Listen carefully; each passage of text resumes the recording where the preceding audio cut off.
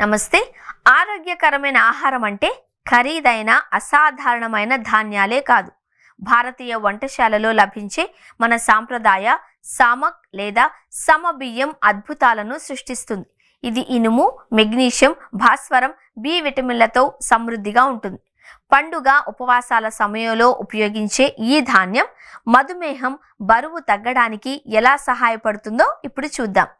సామక్ rice అంటే ఏంటి? ఇతర పేర్లు: సామక్ రైస్, సమ్మ లేదా బర్న్ యార్డ్ మిల్లెట్.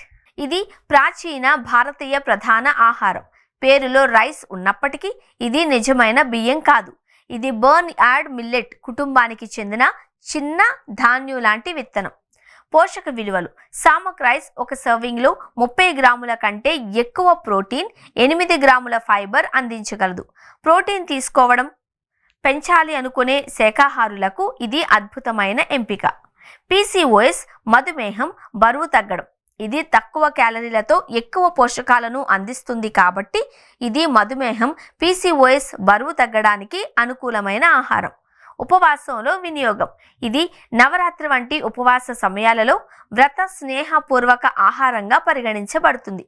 సామక్ రైస్తో వెయిట్ లాస్ ఫ్రెండ్లీ పులావ్ తయారీ. సామక్ రైస్ విటమిన్లు, ఫైబర్, ప్రోటీన్లలో సమృద్ధిగా ఉంటుంది. దీనికి కాలానుగుణంగా లభించే కూరగాయలు, ఇతర ప్రోటీన్ వనరులను జోడించడం వలన పులావ్ మరింత ఆరోగ్యకరంగా మారుతుంది. ఆరోగ్యకరంగా తయారు చేయడానికి చిట్కాలు: ప్రోటీన్ జోడించండి. శాకాహారులు పన్నీర్ లేదా తోఫును, మాంసాహారులు చికెన్ లేదా చేపలను జోడించవచ్చు.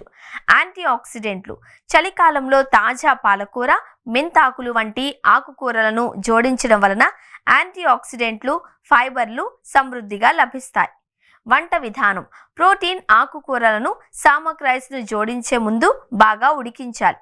దీని వలన రుచి, ఆకృతి మెరుగుపడుతుంది. రైతాతో తీసుకోండి.